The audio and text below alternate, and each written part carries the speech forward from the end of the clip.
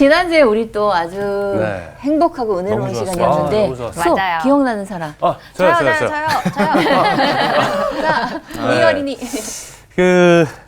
한 마음 한 뜻으로 우리 복음의 신앙을 서로 협력하자. 네, 여기는 너무 기억났어요. 맞아요. 네. 그리고 저는 인색하지 인색. 말자. 네, 나보다 남을 더 낮게 낮게 여기고 낮게 네. 여기지 않고. 네, 또 인색하지 말아야 된다. 남의 일에 관심을 갖고 도와야 된다. 맞아요. 맞아요. 네. 정말 다들 집에서 열심히 복습해 너무 좋았어요. 온 것 같아. 네. 너무너무 기쁘다. 네, 너무 좋았어요. 오늘도 가자. 가자. 수업 가자. 안녕하세요. 안녕하세요. 안녕하세요. 잘 지냈죠? 네. 안색을 살펴보니까 정말 잘 지낸 것 같은데. 네. 안색을 살피다. 네. 이게 참 중요한 일인 것 같아요. 네. 요셉, 요셉. 야곱의 아들 네. 요셉. 요셉이 이제 어릴 때는 철이 없잖아요. 그렇죠. 아버지가 너무 사랑해서 화려한 옷을 입히고, 그러니까 내가 화려한 옷을 입고 있을 때 형들은 그러지 못했거든요. 맞아요.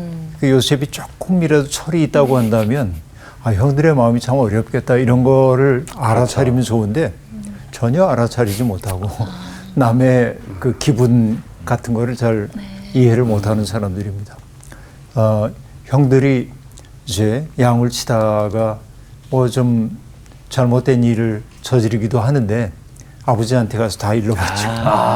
악의가 있어서가 아니라 그냥 개념이 없었는데. 네. 저는 그걸 뭐라고 하냐면 해맑은 무지 그러는데 그 악의 있는 게 아니고 그냥 네. 그렇게 그러던 사람이 남을 살필 줄 아는 사람이 되는 게 언제냐면 예. 애굽의 종으로 팔려가서 보디발의 아내의 유혹을 이겨내고 네. 모함을 받아가지고 감옥에 갇혔을 때입니다. 그렇죠. 네. 바로의 관원장, 시종장들이 감옥에 들어왔을 때 낯색을 살피거든요. 어려운 일이 있으세요? 고난과 시련을 통해서 드디어 남의 어려움을 살피는 사람이 되는 거죠. 시련의 시간이라고 하는 것은 언제나 그렇게 우리에게 선물을 가져오기도 합니다. 네. 요셉의 변화 같은 거 보여주고 있는데요. 우리의 삶이 꼭 이제 그렇다고 얘기할 수 있겠습니다. 내 삶이 평안하기를 원하지만 평안함만 지속된다고 한다면 인간은 버릇으로 당연한 걸로 네. 알고 고마움이 없습니다. 네. 그래서 때때로 우리가 뭔가 소중하게 느껴지는 까닭은 그것이 박탈되었을 때입니다. 일상이라고 하는 게 정말 소중하고 하나님을 경험할 수 있는 현상이라는 사실을 언제 아냐면 일상을 박탈당할 때 비로소 알기 시작합니다. 신앙생활이라고 하는 것은 언제나 시간이 새로워져야 하는데 새로운 시간이라는 것은 내가 만드는 게 아닙니다. 하나님의 시간이 내 시간 속에 뚫고 들어와야 돼요. 그러니까 하나님 앞에서 정신을 차리지 않으면 우리의 시간은 낡아질 수밖에 없다 하는 얘기입니다. 언제나 위로부터 그를 새롭게 바라볼 수 있는 마음들이 생겨나야 하는 거죠. 자, 우리의 마음도 그리스도를 향한 사랑의 마음이 있지만은 자꾸 이제 흐릿해진단 말이죠. 이게 새로워지기 위해서는 때때로 아픔이 필요하기도 합니다. 지난주에 우리가 얘기했던 게 새로울 신자 얘기죠. 그 아픔이 있잖아요. 생생한 아픔. 네. 여러분 예리한 아픔이 있잖아요. 이건 뭐 그 아픔에 비할 바가 아니지만은 종이 같은 거에 슥 비기만 해도 어휴, 그 느낌 알죠? 네. 알죠. 벌써 아픈 것 같아요. 상상했어. 그런 생생한 아픔이 우리에게 이제 때때로 필요할 때도 있어요. 오늘 우리가 공부하려고 하는 것은 빌립보서에서 가장 중요한 대목 가운데 하나입니다. 예수 그리스도의 마음이 뭔지를 배우는 대목이거든요. 이제 이 대목 이제 우리 공부해 볼까요? 오늘 수업 빌립보서 6강 그리스도의 마음. 오늘은 2장 5절부터 11절까지를 공부하는데 2장 5절 한 절만 일단 한 목소리로 읽어보겠습니다. 시작. 너희 안에 이 마음을 품으라. 곧 그리스도 예수의 마음이니. 자, 이 말이 정말 어떻게 보면 어렵지 않은 말입니다. 여기 단어 하나 모르는 단어 없죠. 네. 다 아는 단어입니다. 근데 여러분 우리가 아는 단어가 구성되어 있다고 뜻조차 자명해지는 것은 아닙니다. 그렇죠. 여러분 시라고 하는 게 네. 시인들의 이제 시라고 하는 게 어떤 사람은 이게 절사자를 쓰기 때문에 언어의 사원 그렇게 말하는데 시라고 하는 게 네. 그 언어에 아주 정제된 그런 모습으로 이제 이게 시가 등장합니다만은 근데 시를 보면은요 우리가 모르는 단어가 옛날 시어들 가운데 덜어 나오기도 하지만은 요즘 나오는 시어들은 다 아는 단어들이거든요. 그런데 다 아는 단어들의 배치를 새롭게 함으로 의미를 만들어내잖아요. 언어를 어떻게 사용하느냐에 따라서 뭐 예를 들어서 뭐 여러분 잘 아시는 나태주 시인의 풀꽃 같은 시를 보면 처음에 어떻게 돼요? 자세히 보아야 예쁘고 오래 보아야 사랑스럽다 하고 얘기하잖아요. 네. 이 두 가지는 금방 알 수 있어요. 네. 네. 어? 오래 보아야 자세히 보아야 그리고 위에는 예쁘다 사랑스럽다 여기까지는 누구나 할 수 있는 얘기입니다. 근데 그 다음에 갑자기 전환이 일어나요. 너도 그렇다. 너도 그렇다. 너도 그렇다. 그러니까 갑자기 우리 인생의 얘기가 되잖아요. 네. 그러니까 시라고 하는 게 언어의 재배치, 우리의 이제 그 일상적인 언어를 재배치함으로 새로운 의미를 창조하는 거예요. 이게 이제 시인들이 하고 있는 일이죠. 그러니까 시인들은 정말 대단한 분들이에요. 그 우리가 시인들을 존중해야 될 필요가 있는 까닭이 바로 이런 데 있는데요. 여기도 너희 안에 이 마음을 품으라 곧 그리스도 예수의 마음이니 하고 얘기합니다. 쉬워요. 그러나 의미는 쉽지 않아요. 자, 일단 묻습니다. 너희라고 얘기했어요. 네. 너희는 누구예요? 여기에서. 필리포 교인들. 빌립보 교인들 뭐 네. 신앙 공동체를 뜻한다고 볼 수 있겠죠. 그런데 너희 안에라고 얘기합니다. 너희 안에 이 마음을 품으래요.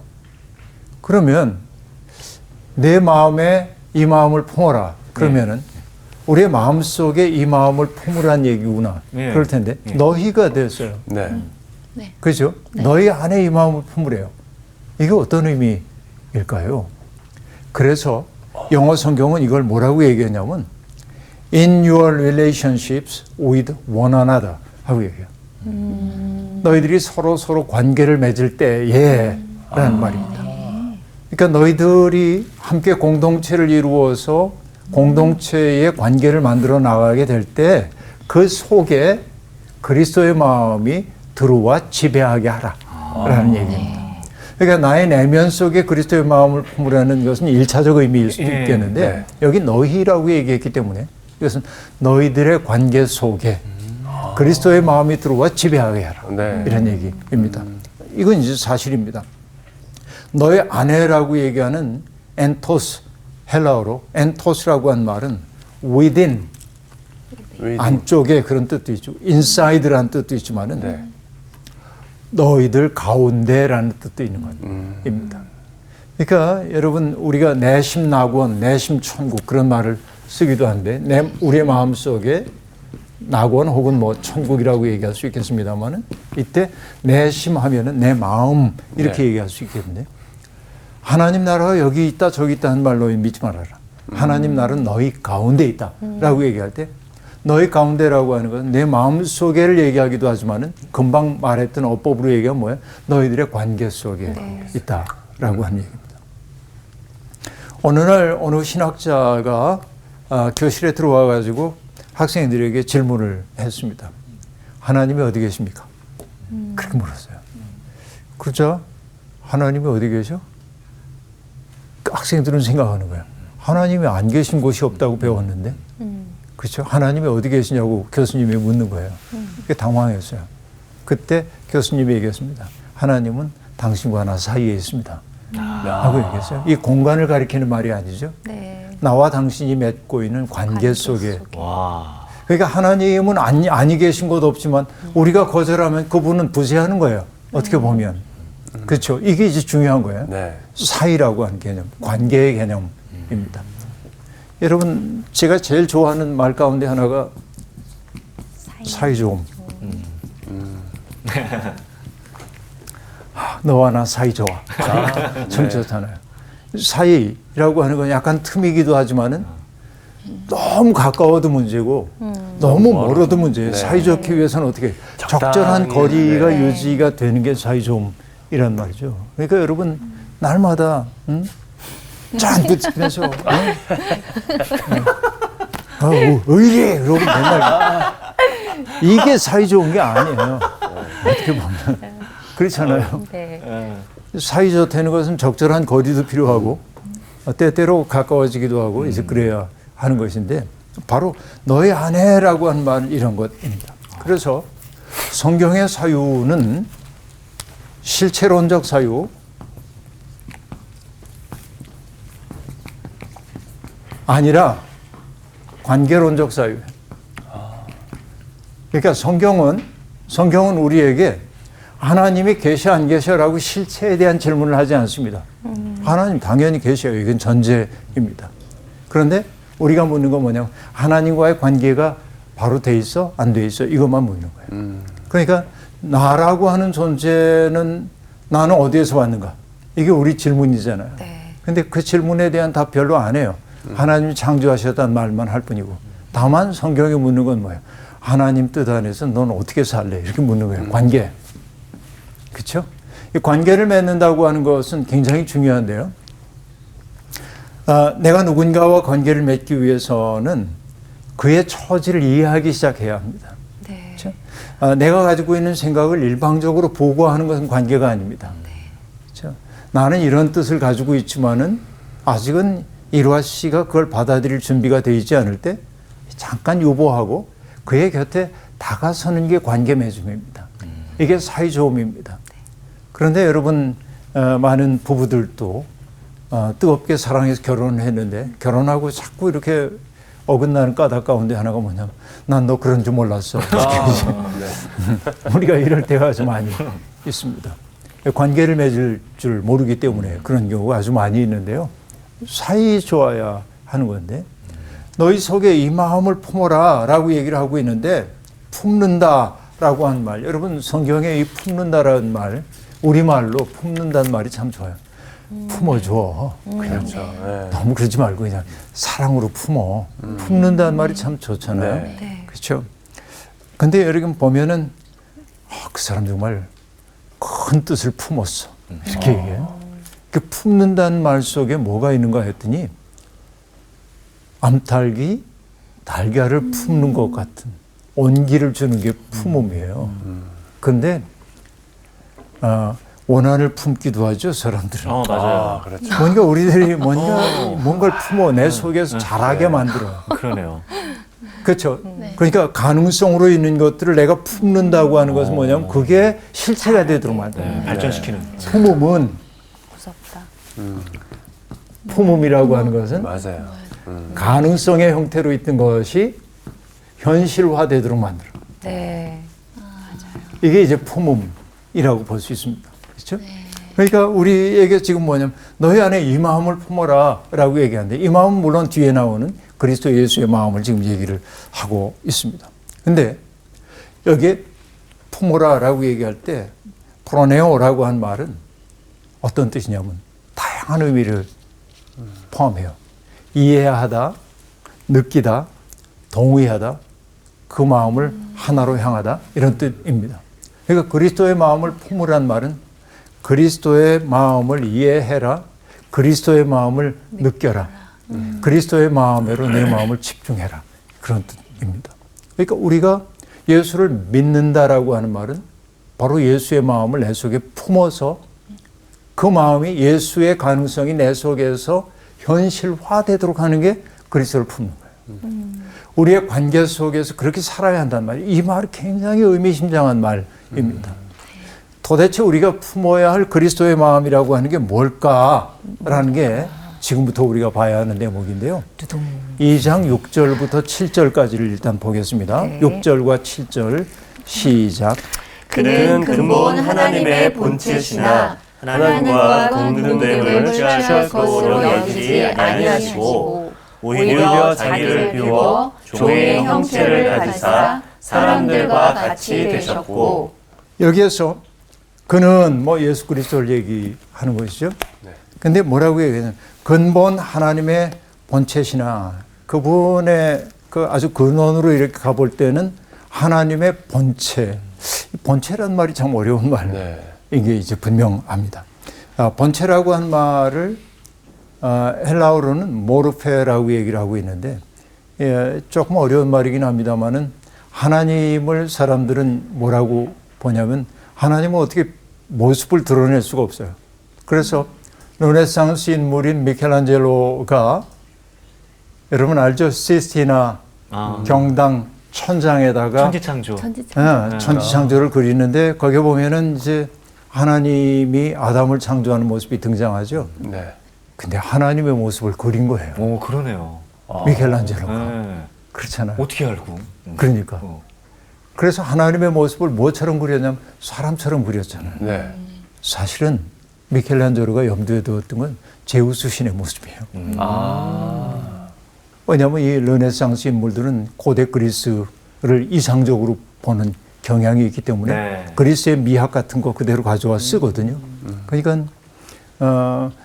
어쨌든 그 신의 모습을 그리스에서 가져와요.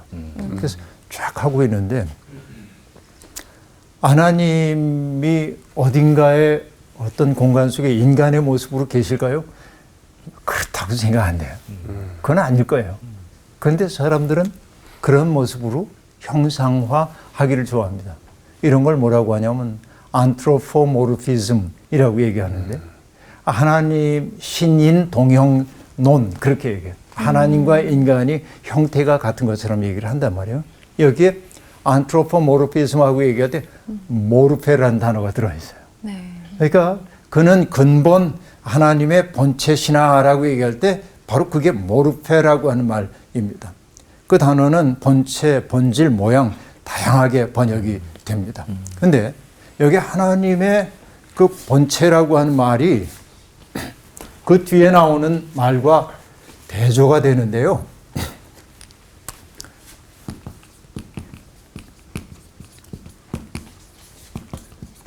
모르페라고 얘기했죠. 네. 그런데 하나님의 본체시나 자기를 비웠어요. 그리고 뭐가 되냐면 종의 뭐라 그래요? 종의 형체를 가지사. 형태를 가졌다 했죠. 네. 이 형태란 단어도 모르페예요. 똑같아요. 일부러 이 두 단어를 대조하고 있습니다. 그런데 이 대조가 너무 극단적이에요. 하나님과 종. 어마어마한 차이가 발생해요. 이 차이라고 하는 게 우리에게 뭐냐면 정서적 충격을 줘요. 그렇죠? 네. 이 차이를 우리가 이해를 해야 돼요. 하나님과 본체상 같은 분이에요. 예수 그리스도는. 이게 이제 바울의 이해입니다. 그런데 그분이 뭐냐? 그 높은 자리에 계시지 않고 가장 낮은 자리에 내려오셔서 종의 모습으로 오셨다는 거예요. 네.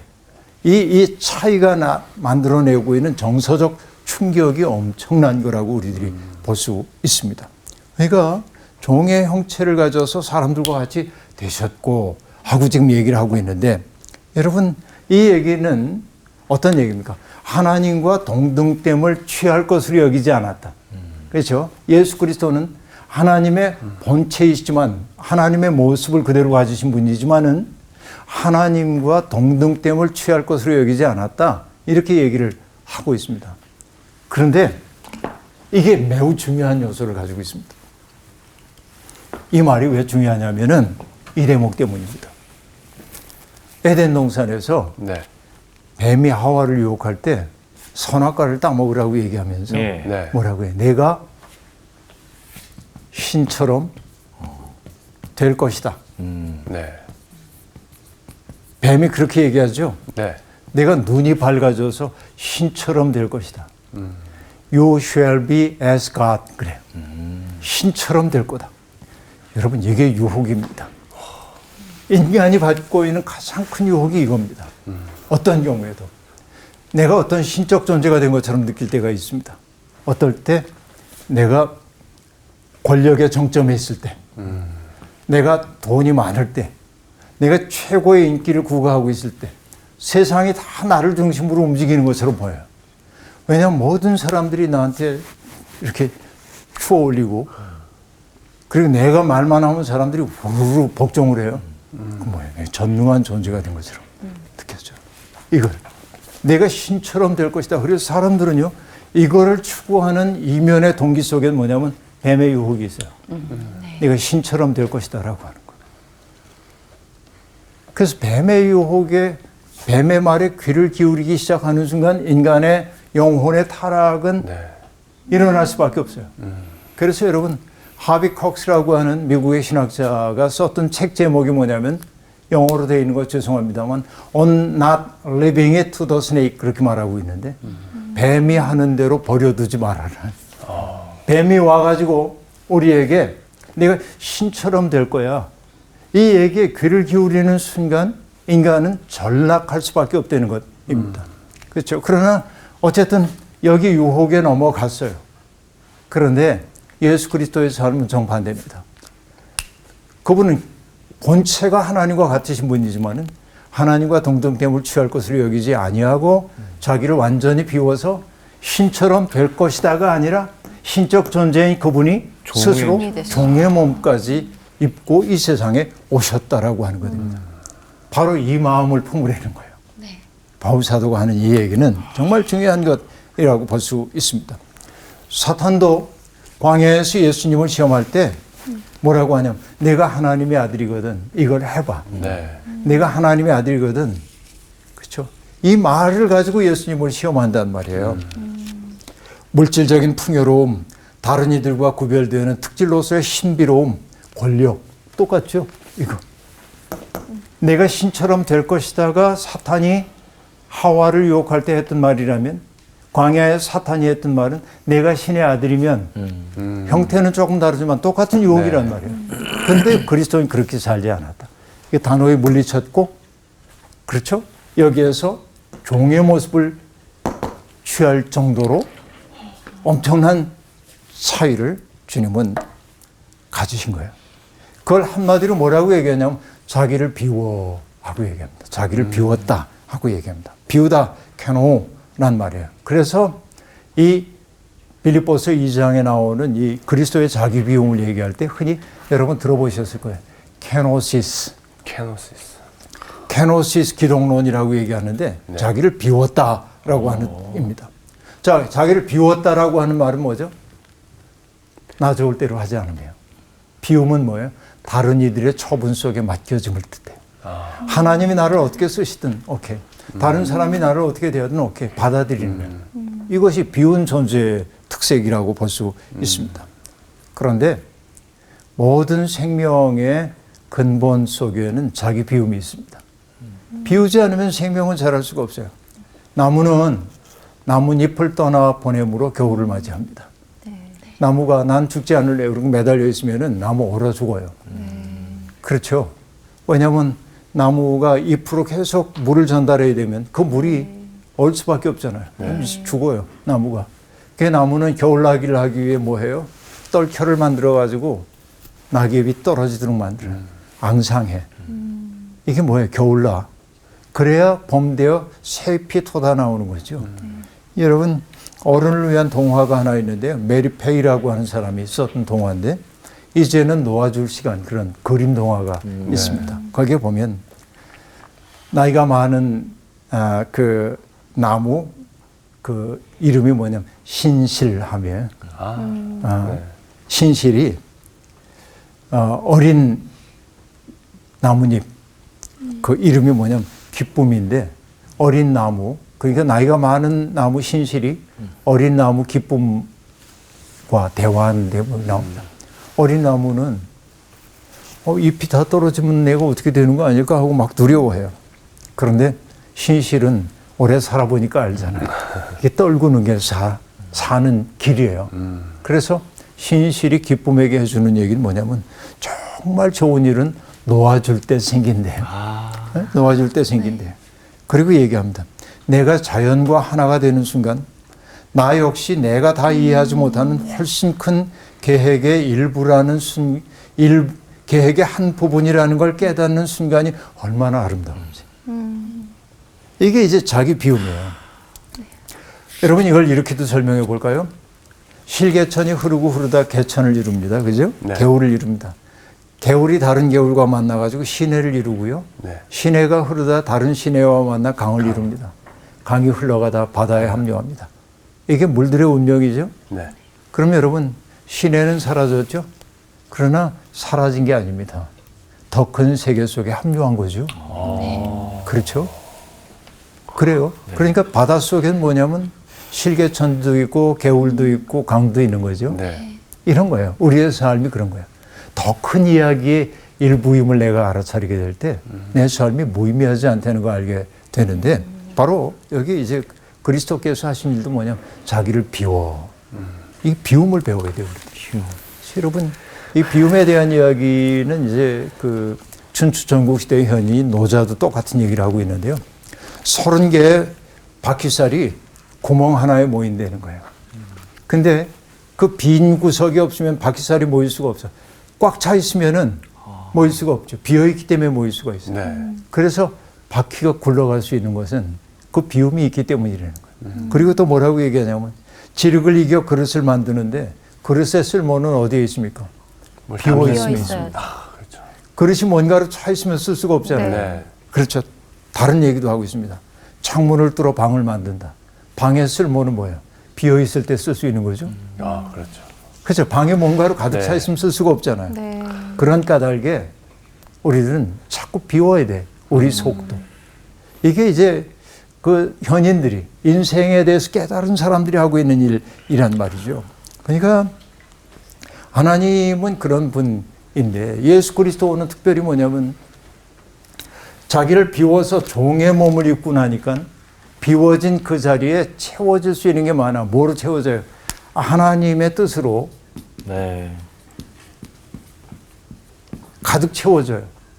그래서 여러분 요한복음에 보면은 예수님이 늘 하시는 말씀이 내가 하는 말은 나의 말 아니야. 나를 보내신 이의 말이야.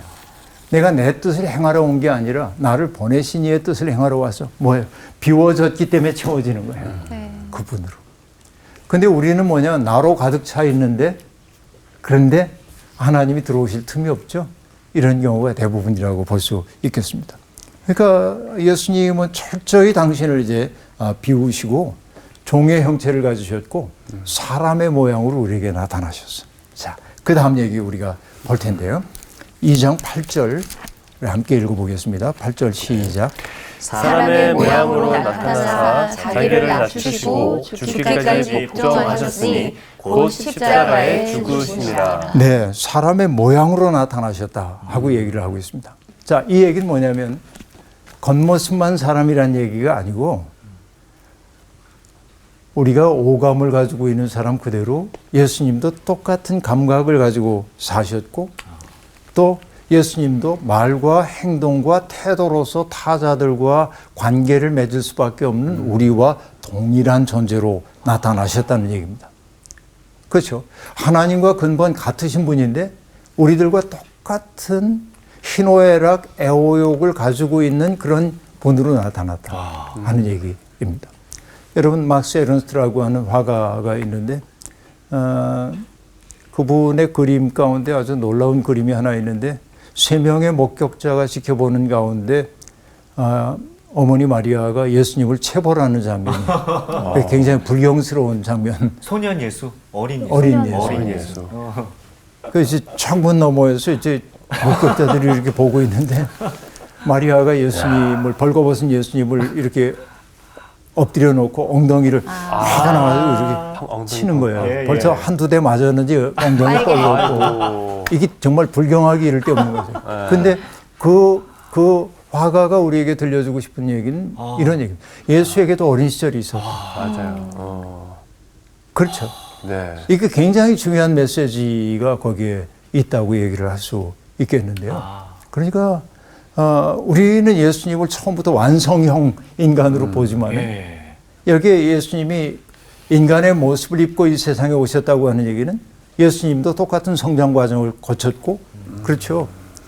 뭐 우리가 겪었던 모든 것들을 다 겪어냈을 거예요. 주님은. 우리는 그 사실을 잊고 그냥 처음부터 예수님을 완성형의 인간으로 보는 경향이 있습니다. 그러니까 예수님은 철저히 그분의 삶이라고 하는 건 뭐예요? 자기 비움의 삶이었다. 비워내고 비워내고 비워내고, 그죠? 그래서 얼마나 자기를 비워냈는지 자기를 낮추셔서 죽기까지 복종하셨다. 그죠? 나 좋을 대로 살지 않고 하나님의 뜻을 이루기 위해서 정말 십자가에 죽으셨다라고 하는 얘기이죠. 달리 얘기하면은 남을 살리기 위해 자기를 위험 속에 던졌다라고 하는 얘기입니다. 생각해 봅니다. 겟세마네 동산에서 주님이 기도하셨어요. 네. 주님 할만하시거든 이 잔을 내게서 물려주십시오. 예수님이 짐짓 사흘 후에 부활할까 아시면서 짐짓 연기하신 걸까요? 아니요. 주님 절박합니다. 예수님도 살고 싶었던 생명입니다. 그러니까 내가 살 수 있는 길이 있다고 한다면 하나님 저를 그리 인도해 주세요. 하나님이 침묵하셨습니다. 그래서 주님은 하나님의 침묵을 기도의 응답으로 받으십니다. 아, 이게 내 운명이구나. 근데 그 운명으로부터 달아날 기회가 있었습니다. 뭐예요? 그 밤중에 도망가면 됩니다. 네. 모습을 숨기면 됩니다. 그러나 주님은 자기에게 다가오는 운명을 받아들이시죠. 그렇죠? 이게 그리스도인 것이죠. 그래요. 남을 살리기 위해서 끝끝내 사랑이 궁극적 말이라는 거. 죽음이 아니라 생명이 더욱더 근원적이라는 사실을 사람들 앞에 보여주고 사람들을 그 세계 속으로 인도하기 위해 주님은 당신에게 다가오는 운명을 피하지 아니하시고 그 운명의 쓰라린 잔을 마지막까지 다 마셨단 말이죠. 이게 뭐냐면 죽기까지 복종하십니다. 이게 자기를 비워 종의 몸을 입고 그리고 죽기까지 복종하셔서 십자가에 죽으셨다라고 하는 얘기입니다. 주님은 사람들을 위해 군림한다는 의미의 왕이 아니라 모든 사람들을 살린다는 의미에서 왕적 존재입니다. 그렇죠. 우리가 그리스도를 왕적 존재라고 얘기하는 것은 사람들 위에 군림하는 존재이기 때문이 아니라 가장 밑바닥에서 모든 사람들을 살리는 존재이기 때문에 왕적 존재라고 얘기를 한단 말이에요. 가장 낮은 자리에 섰기 때문에 당신보다 더 낮아질 사람들이 없는 거죠. 그래서 여러분 어떤 분은 이렇게 얘기합니다. 인간은 전락할 수 있지만은 하나님의 은혜의 손 바깥으로 전락할 수는 없대. 하나님의 은혜가 보다 더 보편적이에요. 더 커요. 그 사실을 모르는 게 문제일 뿐이죠. 하나님은 언제나 우리에게 새로운 기회를 주시는 분인 것이죠. 예수 그리스도는 자기를 철저히 비우심으로 가장 낮은 자리에서 이제 정말 섬기는 존재로 우리 가운데 있는 것입니다. 근데 여러분 이거로 끝일까요? 그렇지 않습니다. 그게 끝이 아닙니다. 네. 새로운 시작입니다. 9절부터 11절 함께 읽겠습니다. 시작. 이러므로 하나님이 그를 지극히 높여 모든 이름 위에 뛰어난 이름을 주사 하늘에 있는 자들과 땅에 있는 자들과 땅 아래에 있는 자들로 모든 무릎을 예수의 이름에 꿇게 하시고 모든 입으로 예수 그리스도를 주라 시인하여 하나님 아버지께 영광을 돌리게 하셨느니라. 마침내 하나님이 등장하십니다. 네. 그러니까 가장 낮은 자리에 계신 예수님을 어떻게 했어요? 지극히 높여라고 얘기합니다. 여러분 젊었을 때 읽었던 신학자 가운데 폴 틸히라고 하는 분이 있는데 그분이 하셨던 그 말씀을 저는 잊을 수가 없어요. 한마디. 뭐라고 얘기했냐면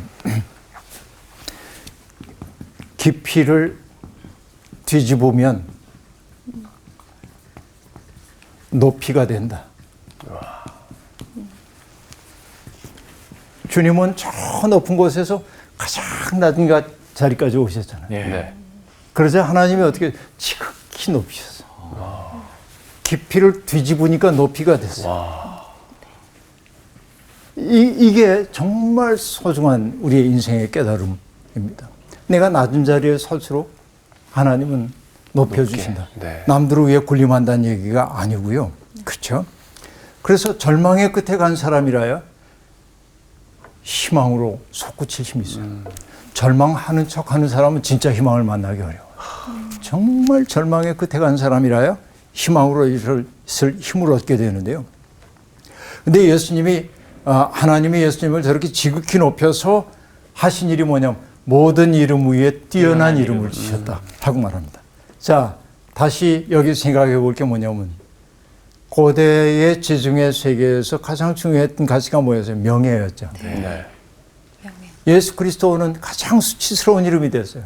그런데 그를 지극히 높여 모든 이름 위에 뛰어난 이름을 주셨다. 명예의 정점, 지금 하나님이 하신 일입니다. 그러니까 이름이라고 하는 것은 단순한 기호가 아니라 실체라고 하는 사실을 알 수 있는데요. 그래서 여러분 사도들은 그 이름을 이렇게 고백하죠. 다른 이로서는 구원을 받을 수 없나니 천하 사람 중에 구원을 받을 만한 다른 이름을 우리에게 주신 일이 없습니다.